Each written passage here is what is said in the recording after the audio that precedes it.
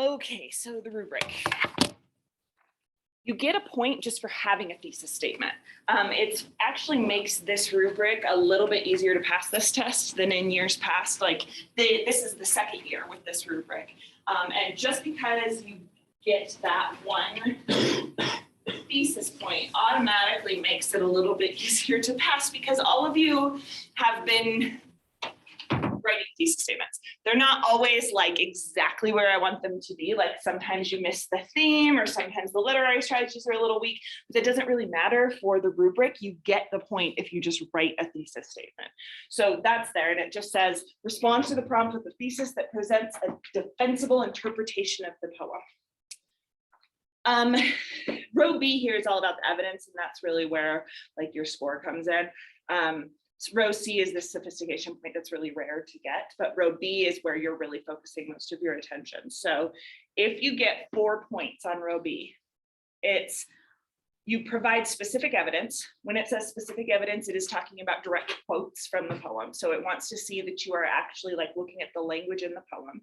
And it supports all claims in a line of reasoning. So if your thesis sets up this like theme, then you've got that line of reasoning. And I've been talking about it as like you organize your paper by the logic of your theme. So it's sort of like, oh, your first point in your theme comes first, your second point, and you build up through the essay, right? And I think last time I had a super cheesy analogy, but I actually think it might be helpful. It's like you are taking your reader by the hand and leading them through the poem, right? You're like, here's the first part, and here's how the first part applies to my theme, and here's the second part, and here's how this builds the theme, and then here's how here's the ending, and this is where the author like solidifies their theme.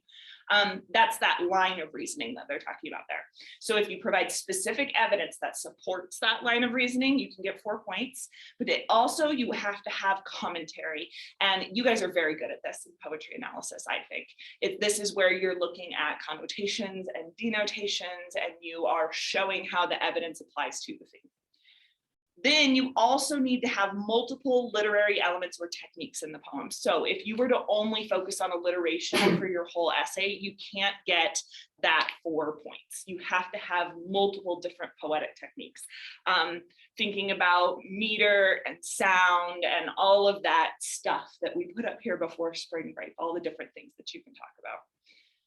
You can get 3 points if you still do specific evidence that support a line of reasoning and explain how some of the evidence support the line of reasoning. So maybe some commentary is really good and some commentary is not quite as good. You could still get 3 points, and you have to have at least one literary element or technique to get 3 points. So even if you did focus on alliteration for the entire essay, you could still get a 5 out of 6 technically on your essay if it was just a really good essay about that one thing. I wouldn't suggest that as a technique going into the essay, but like you could. 2 points, the commentary is like quite weak. It explains how some of the evidence relates to the student's argument, but no line of reasoning is established or the line of reasoning is faulty. So if you misread the poem, and this is really the only time that people like really misread things is with poetry, because poetry can be vague and difficult, right? If you misread it and you get the poem wrong, you can only get 2 points in the evidence column, and that's where they really dock you.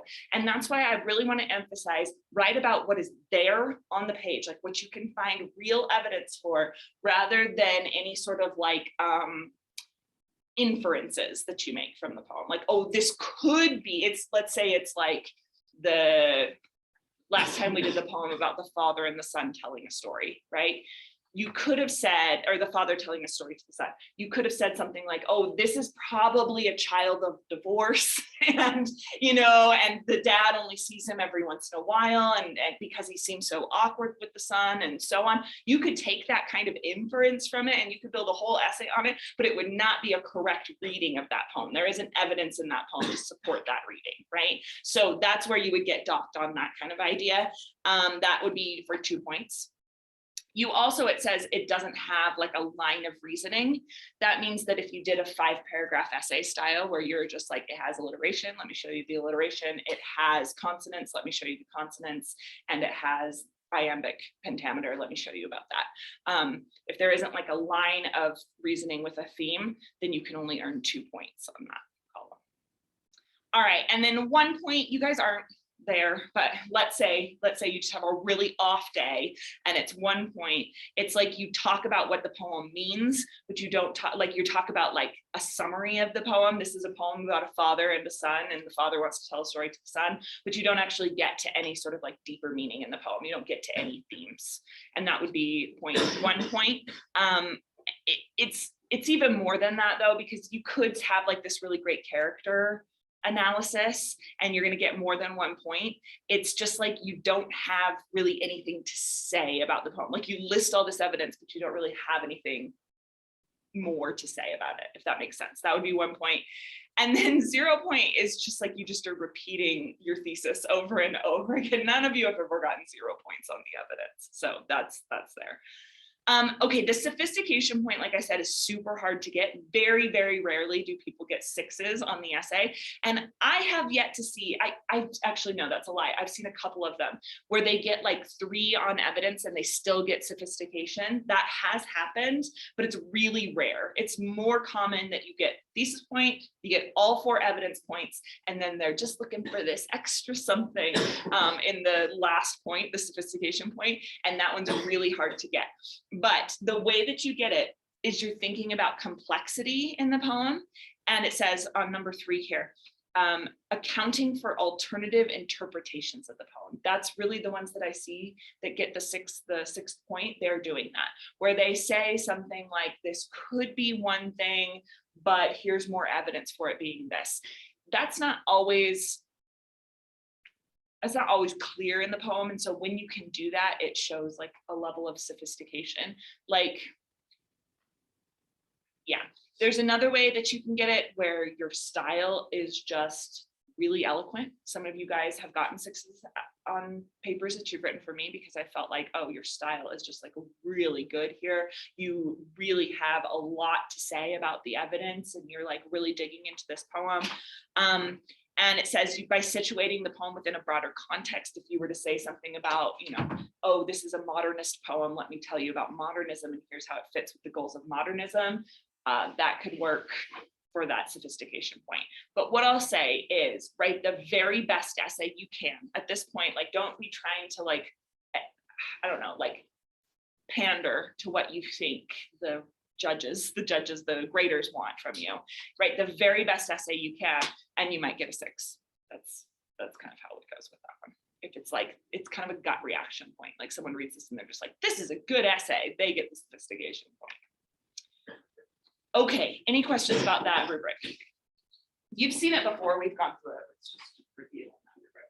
So I'm going to give you the dreaded lined paper now.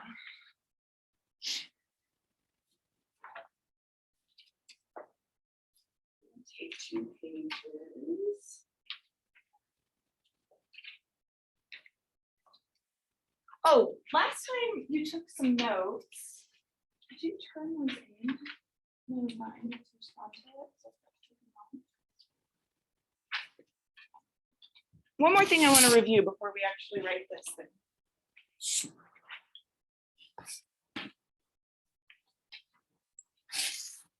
We talked about the different things that you can identify in the poem.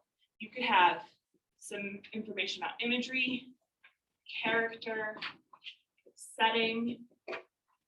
You could have some thoughts about the overall structure, about the meter, about the sound, and about, I think that's it.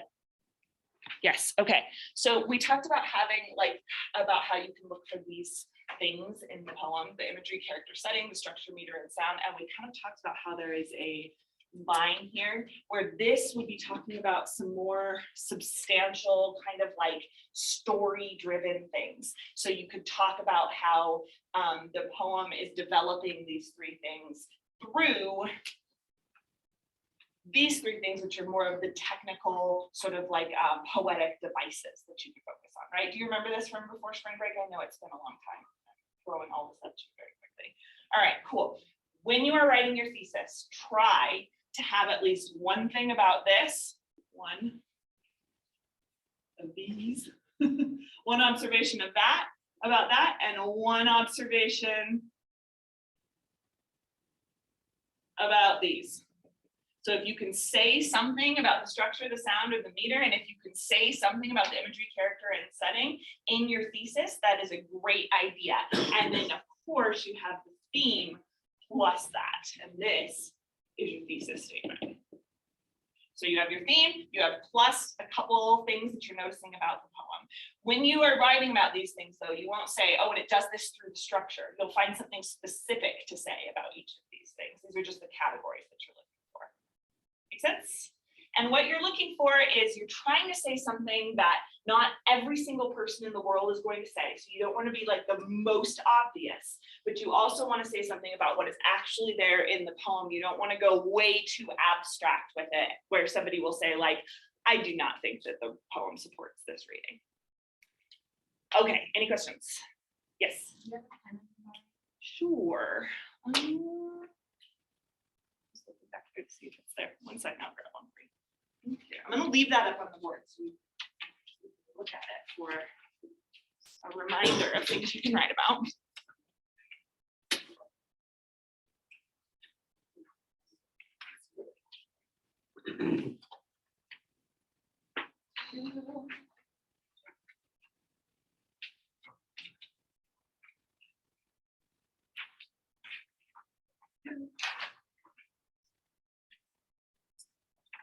Okay, let's get the timer going.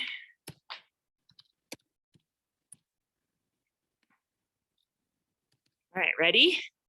Go.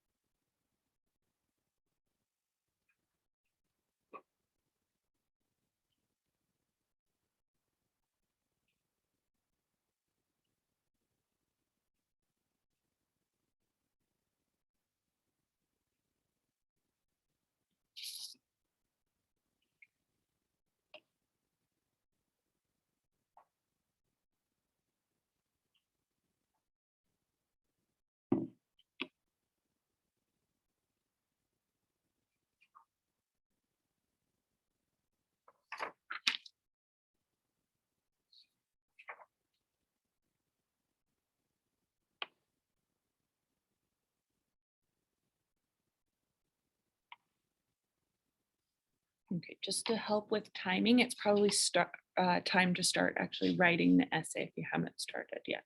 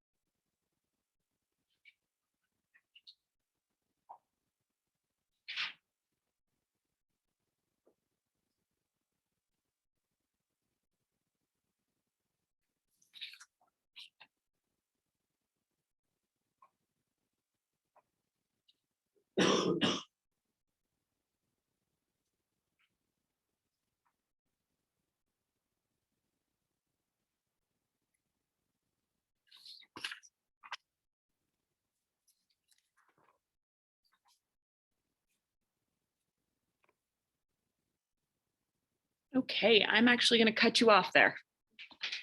So I always planned to do that, but I didn't. It's always confusing when I say we're going to do a 25-minute essay, because then people feel like, oh, I got to fit everything in. I just wanted to cut us off at one point. So did you get into your first body paragraph? Good. That's awesome that you were doing so good. So what I want you to do now is we're going to do a little bit of self-reflection first. I want you to put a bracket around your thesis statement. A bracket. Where's your thesis statement?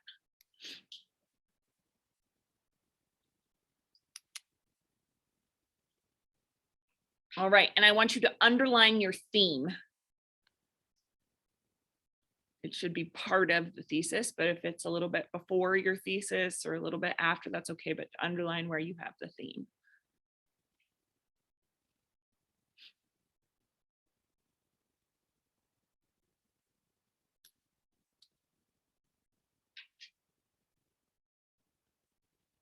Okay, now this is the self-reflection part. Ask yourself, what do you think of your theme? Could it have been more complex or interesting? Do you think it was like actually really awesome and you were on a great start with this theme and you're so sad that you didn't get to finish a timed essay, which is so nerdy and I love it. So do you think that this was like a really excellent theme? Do you think that there's something that you could improve on this theme now that you've like gotten a chance to keep reading through or keep writing through your essay? Reflect back on what you started with that theme and make a little comment to the side. And it is okay to be fully confident about it. If you're like, this was really good, this was one of my best themes ever, it's fine.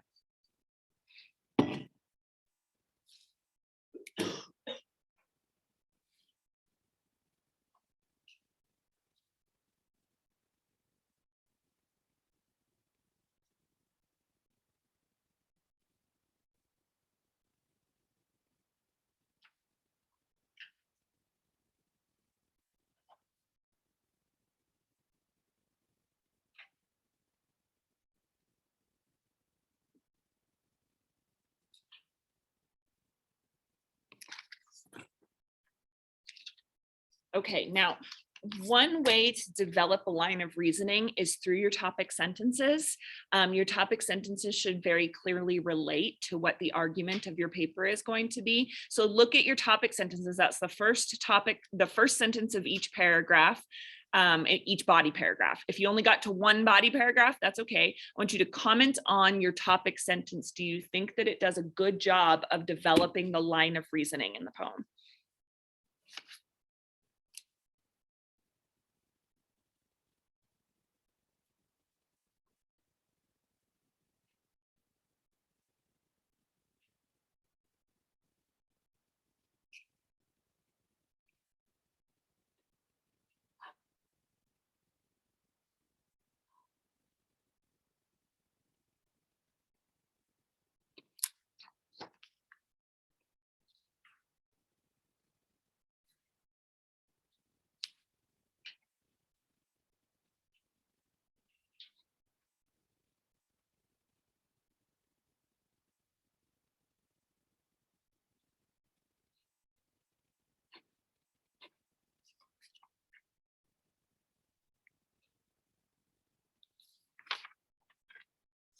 Okay, I want you to put a star next to the direct evidence that you use. Any direct evidence, you put stars next to it.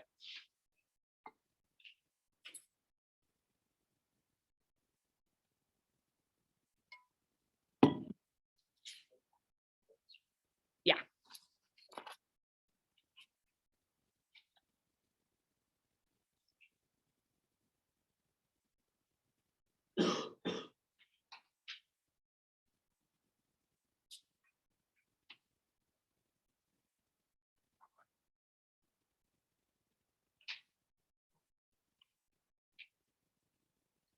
Okay, now every time you find a star, every time you use direct evidence, you should have a comment about that direct evidence, like how it is applying to the theme, what kind of connotations, denotations has. This is the commentary or the analysis of your paper. So look and see every time you have a piece of evidence starred, do you have enough commentary, and give yourself a couple little comments on that.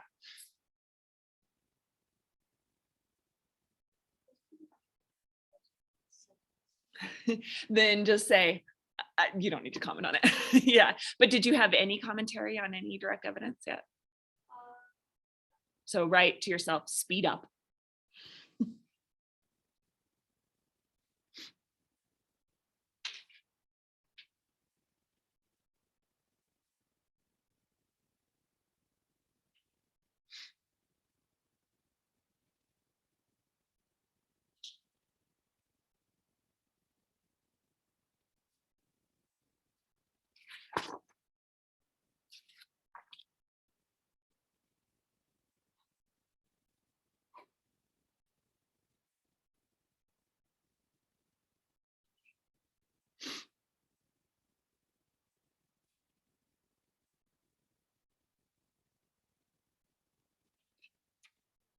Okay, when you are done with that, you're going to exchange your first half of your essay with somebody. So trade essays.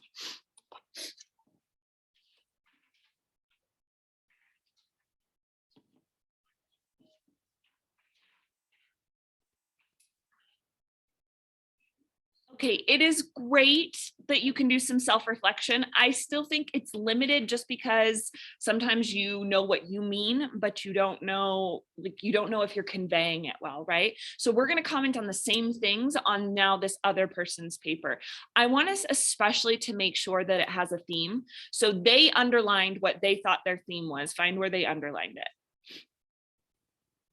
All right, I want you to make sure that this is a generalizable theme about human nature. So if it says something about what London is like, then that's not a theme, that's the characterization of London, right? There has to be something here that has like some kind of truth about people. So in mine, for example, my theme that I came up with was that what might seem drab and distressing to an ordinary person is worth celebrating through the romantic eyes of the poet. So it's like, I think that this poem is a poem about how a poet sees the world, but not necessarily just this poet. I'm talking about poets in general, right? So see if you can make sure that their theme is generalizable like that, and give them a little comment if you think it is not. You can just write to the side, like, I don't think this is a theme. Or if you're really direct, not a theme. That can be hard to do.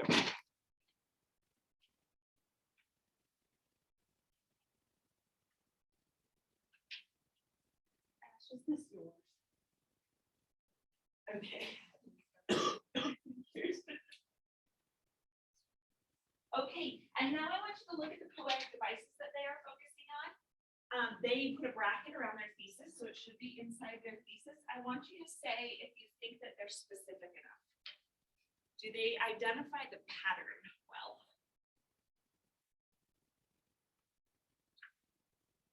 On these, when I'm talking about, they only commented on the thesis.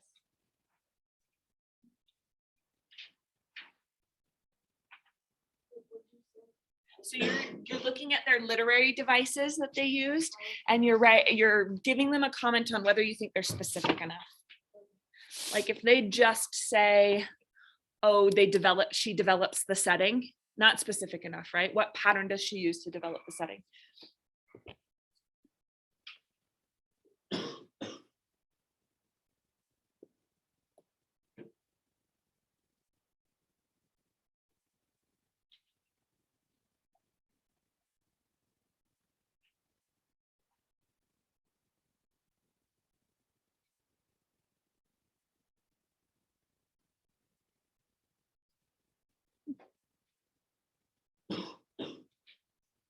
Okay, now after looking at that, decide if they get the thesis point, and at the top of the page, give them a 1 or a 0 for the thesis point. It can't be a 0.5. So it's just if they have a thesis or don't. If the theme is not necessarily a theme, it still means that they have a thesis as long as they have some sort of comment on what the poem means and what kind of devices the poem uses. So you give them a 1 or a 0 at the top of the page if they have a thesis. Don't worry, these aren't going into the grade book, so you can be, you can be harsh. It's, you're only going to devastate their feeling. All right, now I want you to read through the rest of their essay. If you have a hard time with the handwriting, you can get help from them, but read through the rest of their essay and you're going to decide based on the rubric I gave you, do they get the evidence point and do they get the sophistication point? Now, you can't decide if they get to all of their points, right? Because I cut you off way too early. You would have written another 1.5 pages probably, but you're judging it based on what is there. If they were to continue along this track, would they get all of those points? So at the top of the page, you are going to give them a score with dashes. So if they get the thesis point, they get a 1. Let's say they get all 4 evidence points and the sophistication point, it will look like that. If they don't have a thesis, but they do a pretty good job with the evidence, the sophistication will look like that. So that's what you're going to write ultimately at the top of the page using the proof. And again, it doesn't go into the grade book, so try and be as honest as you can be about what you think this paper would earn.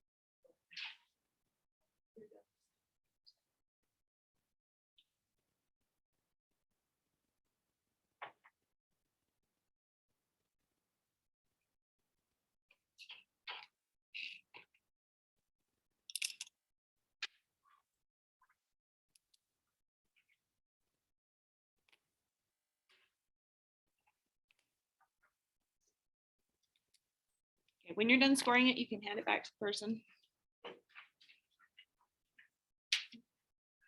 And just talk through why you gave them the score that you gave. Be brave.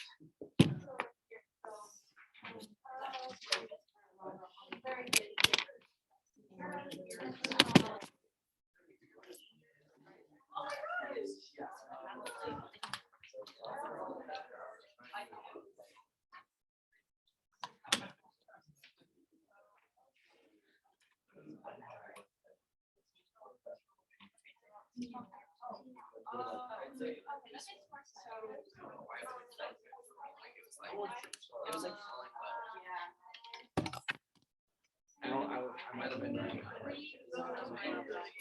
very well.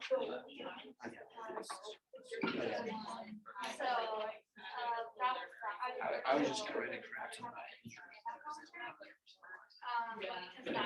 I did. There was part of it like the struggle, but there was a thesis that you might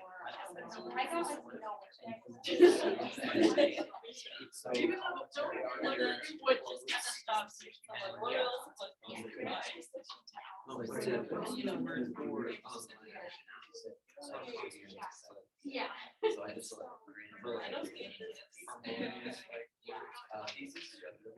Euphony. What's the other one? Cacophony.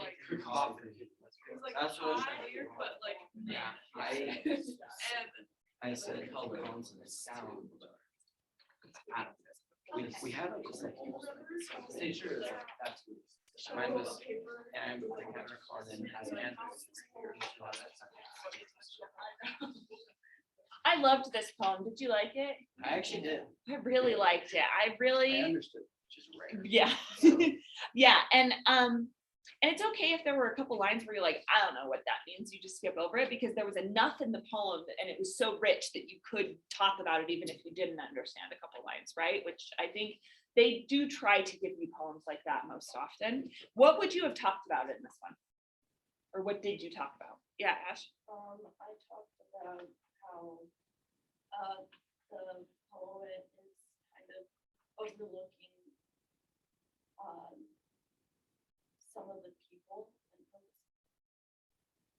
the like surroundings. Oh, yeah. She briefly mentions people. I really like that. Like the people are just there to characterize the setting rather than the other way around, where you use setting to figure out what people are like. It's just like the people are a part of the setting itself. I love that. What else would you talk about? Yeah. Well, I talked about the iambic pentameter that it was like throughout the whole entire poem except for the last line, which I think, it kind of like it's a really, really busy street and like everything's like crazy in the poem, but then it gives you like a regular meters throughout the whole entire time, and it kind of like keeps the poem in order and like makes it have like a calming feeling to it. Interesting. I didn't even notice the meter.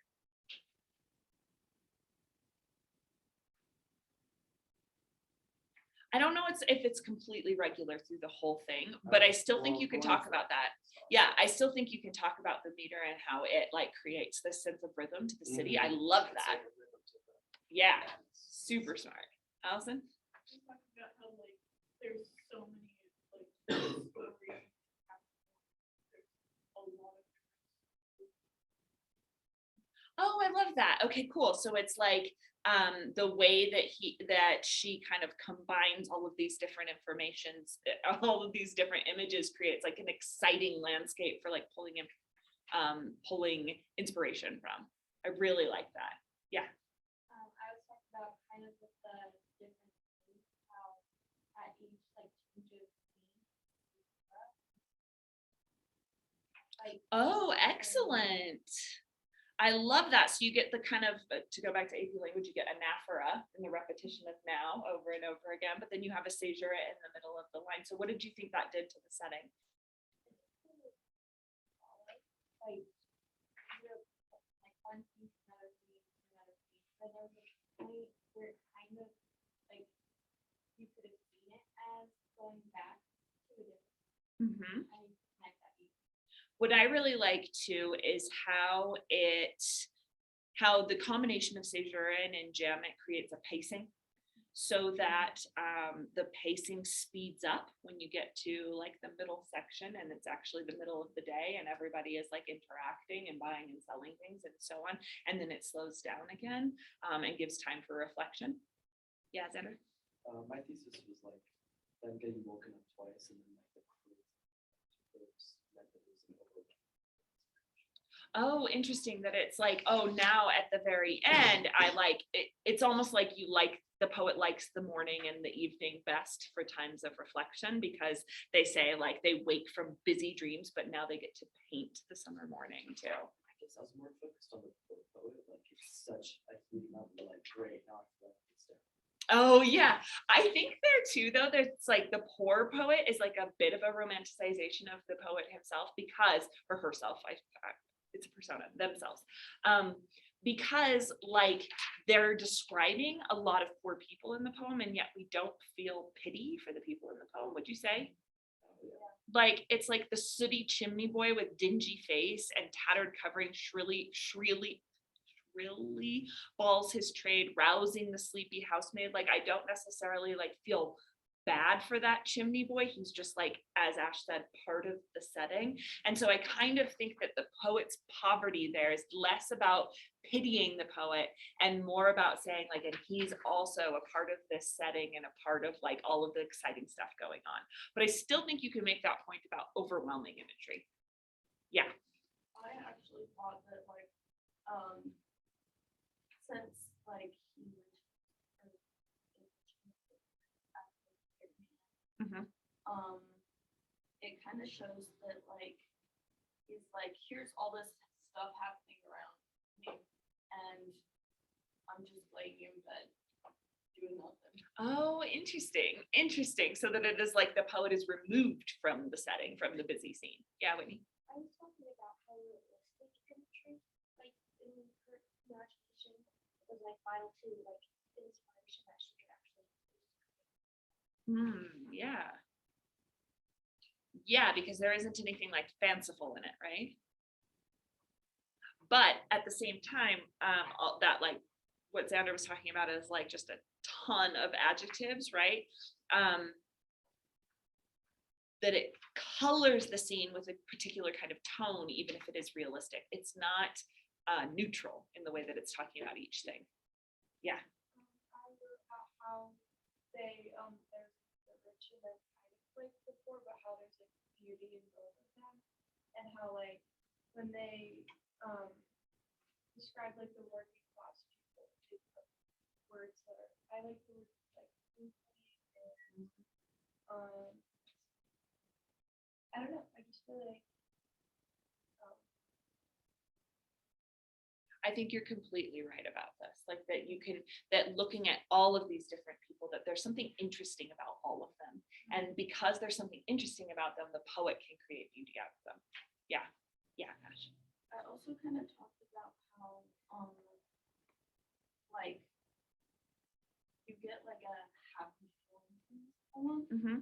even though a lot of these people seem like tired or like upset about something. Yeah. Because like it shows that like even when it's like warm and sunny outside, people still have active. Yeah, good. And I also think that it's like there's something exciting about the scene just because of the kind of conglomeration of different attitudes too. Yeah. Okay, it sounds like you guys did an excellent job with this. There was so much to write about. Now we're going to look at a different one and do the same thing.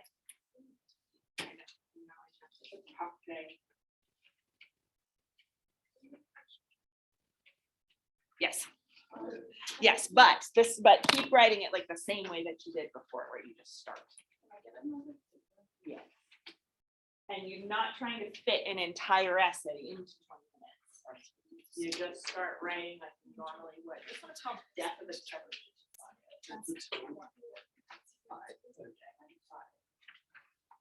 Okay, so who needs more lined paper?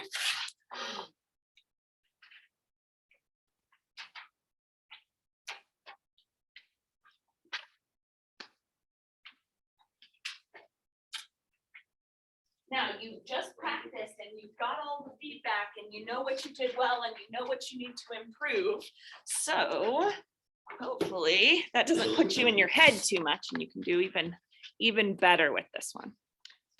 Okay, ready, go.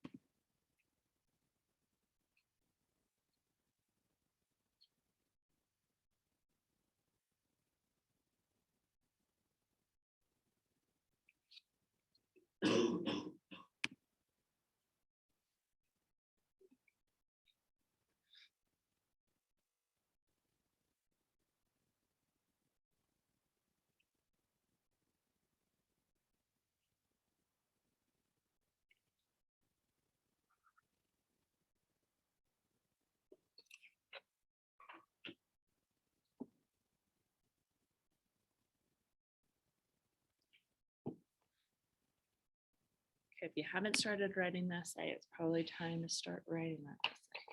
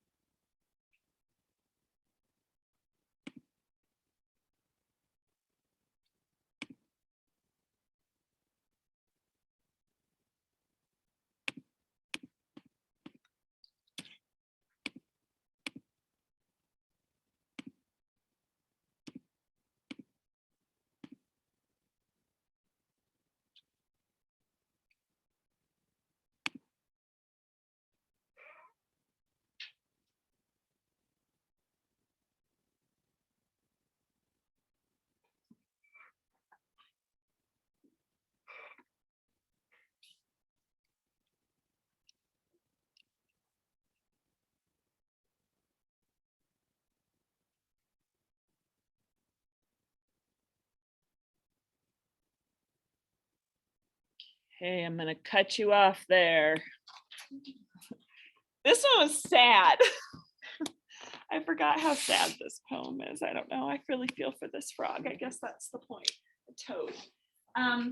All right, so this time you're gonna do some self-reflection again, and at the top, you're gonna score your own essay. What do you think? If you continued along this track, you know what you were struggling with, you know what you were excelling in, what would you give yourself?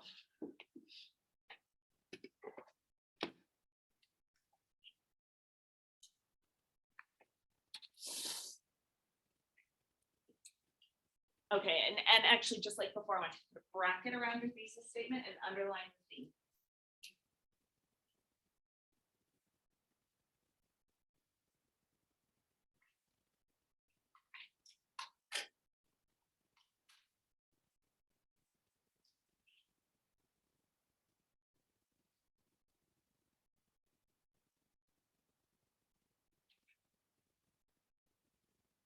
All right, so your homework then for next week is to take one of these home.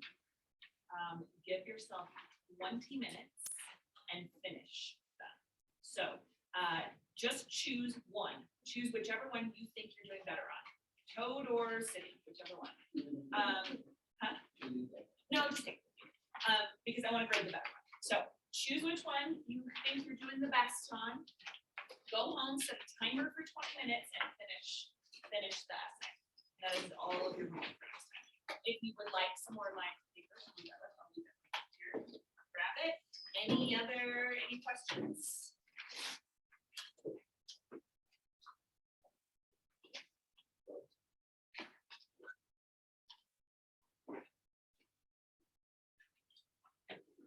Do you like the toad poem?